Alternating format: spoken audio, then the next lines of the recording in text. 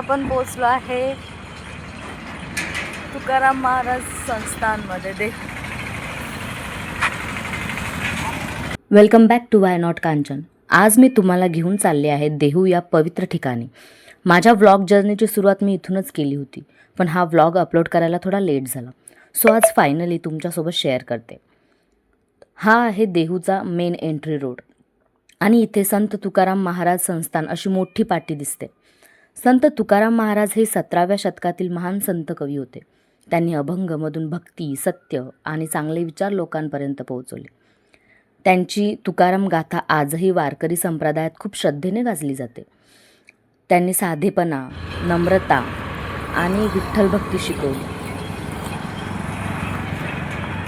Finally आपण पोचलो आहे तुकाराम महाराज संस्थानमध्ये.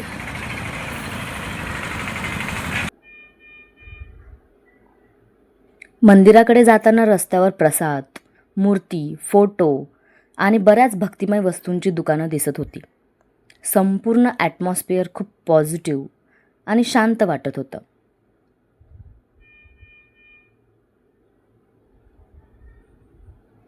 नंतर आम्ही मेन मंदिरमध्ये गेलो. आत संत तुकाराम महाराज यांची सुंदर मूर्ती आहे. तिथे उभं राहून मनापासून नमस्कार केला. खूप पीसफुल फील येत होता. मंदिराच्या भिंतींवर त्यांच्या लाईफमधले इम्पॉर्टंट प्रसंग दाखवले आहेत. त्यांच्या जीवनातील संघर्ष आणि भक्ती याबद्दल माहिती लिहिलेली आहे. भिंतींवर त्यांच्या अभंगाच्या ओळी लिहिलेल्या आहेत. ते वाचताना असं वाटत होतं की आपण त्यांच्या काळात गेलो होतो. त्यांच्या शब्दातून खूप पॉझिटिव्ह एनर्जी आणि चांगले विचार मिळतात. खरंच तिथे एक वेगळी स्पिरिच्युअल फील येत होती. मंदिराच्या परिसरात पवित्र नांदुरकीचे झाड आहे.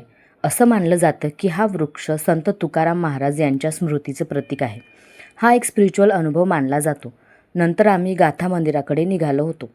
चालताना दुरूनच गाथा मंदिर दिसत होतं आणि भव्य वाटत होतं. मग आम्ही आत गेलो.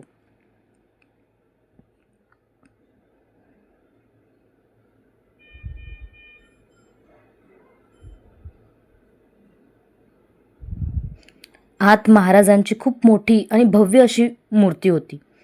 संपूर्ण भिंतीवर तुकाराम गाथामधले अभंग सुंदर पद्धतीने लिहिलेले आहेत आणि ते भिंतीवर सजवले आहेत. तिथे बसून खूप शांत आणि पॉझिटिव्ह वाईब येत होता. हा अनुभव माझ्यासाठी खूप स्पेशल होता, कारण माझ्या व्लॉगची सुरुवात इथून झाली होती. दर्शन घेऊन आम्ही घरी परत निघालो. जय जय राम कृष्ण हरी. हा व्लॉग जर तुम्हाला आवडला असेल तर लाईक, शेअर आणि सबस्क्राईब करायला विसरू नका. भेटूया नेक्स्ट व्लॉगमध्ये.